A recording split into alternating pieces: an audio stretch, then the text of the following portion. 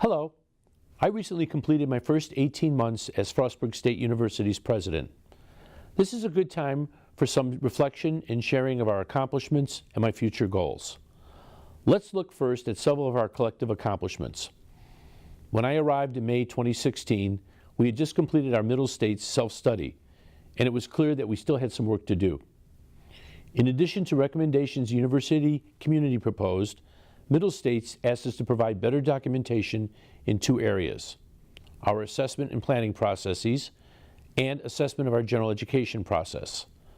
I am pleased that through the efforts of many, we have provided our regional accrediting agency with the necessary information. During this time period, our education faculty also secured NCATE reaccreditation of our teacher education programs. The self-study we did identified a need for better internal communications on campus. I have made enhanced communication a priority during these first 18 months. We have taken steps to improve our governance structure. We now have a staff senate joining the faculty senate and student government association as leadership groups on campus. The University Advisory Council includes leadership from these three groups along with the university vice presidents. In addition to posting minutes of leadership groups electronically, executive leadership is expected to meet with faculty and staff in their divisions regularly. I post biweekly emails and will continue to hold listening sessions across campus. We're also just wrapping up a very successful and inclusive strategic planning process. Our old strategic plan needed updating. Through a year-long process that included comments from over 1,000 individuals, a strategic planning task force of over 50 individuals recast our institutional vision, identified 6 strategic themes, and developed 4 strategic goals. These goals are to guide us through our 125th anniversary year in 2023. The first of the goals is to focus learning on both the acquisition and application of knowledge. The second goal, providing engaging experiences that challenge our students to excel. Third, expand regional outreach and engagement. And lastly, align university resources, human, fiscal, and physical, with strategic priorities. We are finalizing the action steps now. I believe every person at Frostburg State should be proud of this process and resulting plan. Enhancing our external relationships within the region was also one of my priorities upon arriving at Frostburg State University. I'm pleased to report that the region holds this institution in high regard. There is a recognition that Frostburg State University is an essential asset to the success of Western Maryland. There are FSU representatives on many local boards in the region, and people in the community know that we are open to their involvement and partnerships with us. In recognition of these successes, the governor recently announced additional funding for FSU to do more in regional development and engagement. Our role in being an economic and cultural hub for Western Maryland will translate into a higher quality of life for everyone. Lastly, when I arrived, we had several interim leaders on my executive team. Developing a cohesive leadership team was also a priority for me during this first year. While executive teams in higher education often experience change because of retirements or opportunities for advancement, I believe we have a team in place committed to FSU and its success. I'm very pleased with Dr. Liz Troop joining us as provost. We'll be conducting campus interviews for our next Vice President for Administration and Finance shortly. I want to personally thank Dave Rose for his leadership and commitment to FSU for the past 32 years. Let me shift our attention to 4 challenges I see facing us. The first is enrollment. Like many rural state institutions, enrollment is a challenge. We face increasing competition from private institutions. Reductions in state funding have made public tuition higher, and private schools are discounting their tuition to levels that make these schools attractive alternatives to many students and their families. Also, many students are looking to community colleges as their entry school upon graduation. Add the declining number of high school graduates in Western Maryland, and you can understand the challenge we are facing. To address that challenge, we need to do several things. First, ensure that our academic instruction and student advising is of the highest quality. I include student advising for several reasons. First, quality advising is essential for improved student persistence and timely graduation. Second, student advising goes beyond academic advising and course selection to include career assistance and advising. For example, identifying and reaching out to students who may be at risk of dropping out is a component of advising. Also, advising includes career development services once a student has selected FSU. Third, again going back to the self-study, the FSU community itself recommended we enhance our advising services. We also need focused and intentional recruiting.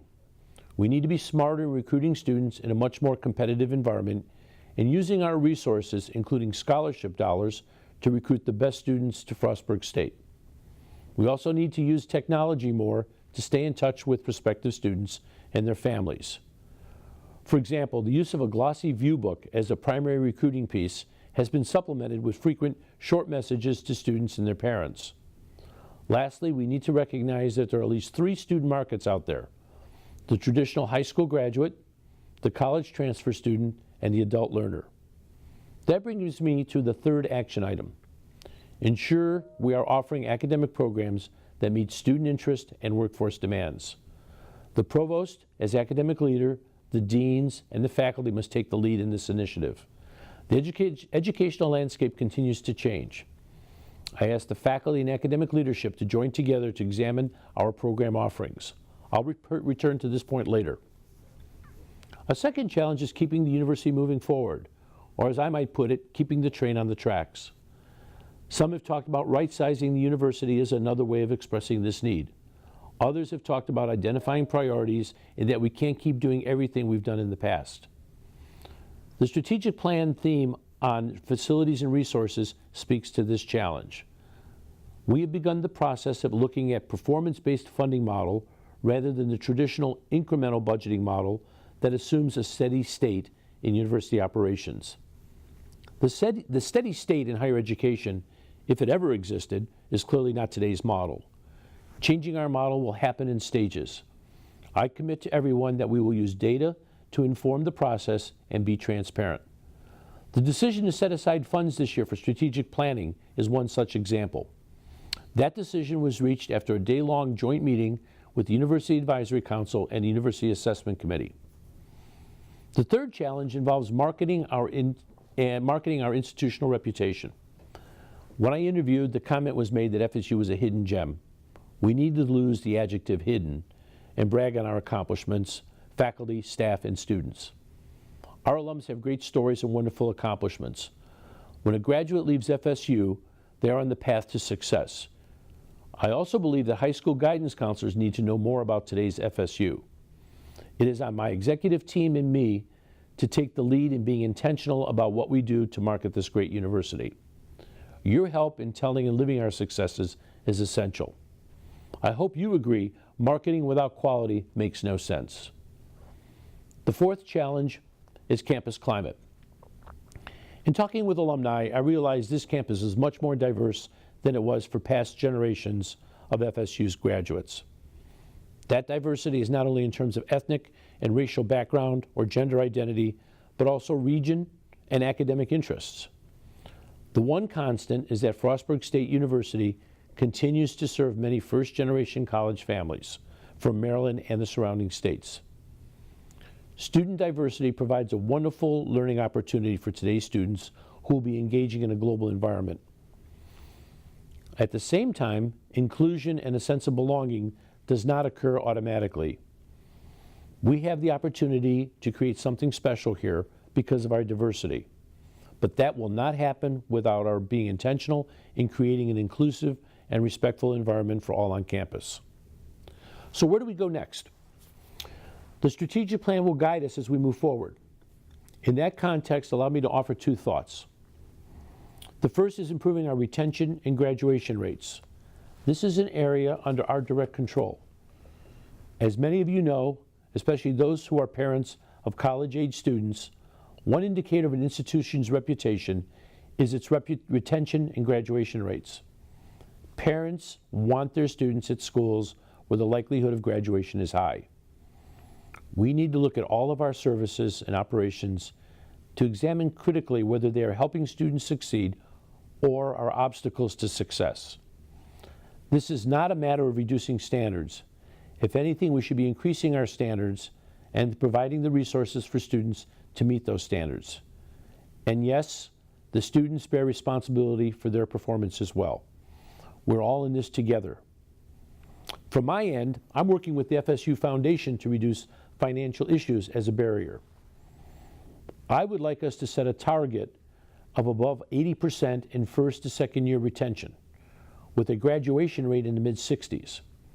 That will not happen overnight, but unless we start working on that today, we will never achieve those targets. And I can assure you the budget model with those rates will go a long way to eliminating our revenue challenges.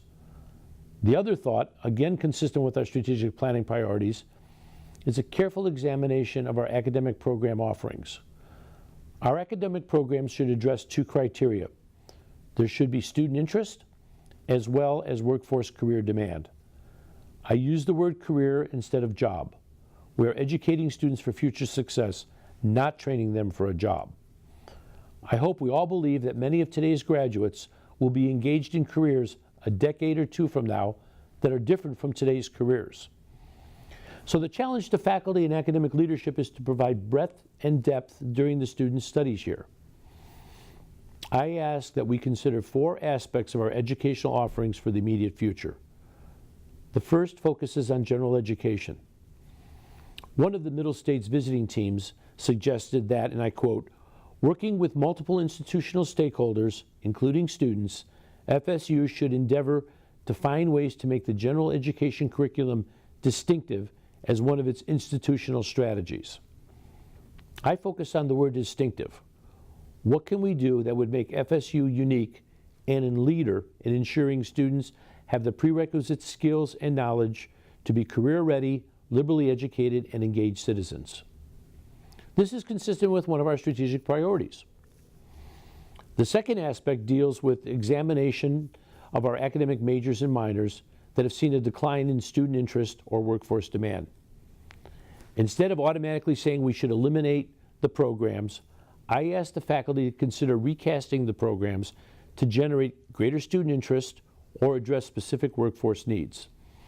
This may entail looking for interdisciplinary partnerships. The third focuses on new opportunities that fit within our mission and faculty expertise. For instance, we continue to see growing student interest and workforce needs in technology and healthcare as 2 easy examples. There may be other areas we should be considering as well. We need to be careful in our approach on expansion, but we should not limit our thinking in the earliest stages. The fourth area is to consider the development of certificates that address specific workforce demands. These certificates, which could be at either the undergraduate or graduate levels, should be designed to permit the credits to be used toward a future degree.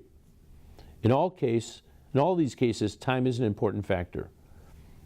In today's competitive environment, we should act thoughtfully and with a commitment to lead rather than to follow. I ask the provost to be the lead person in this area and to engage faculty leadership through the deans, the faculty senate, and department chairs. Finally, I want to conclude by telling you I have enjoyed the opportunity to lead Frostburg State University and look forward to helping make a positive difference in the lives of our students, faculty, staff, and alumni. I thank you for your support and encouragement and the welcome you've provided to my family and me. I encourage you to reach out to others and me with your thoughts, ideas, and most importantly, your actions. Once again, thank you, and go Bobcats.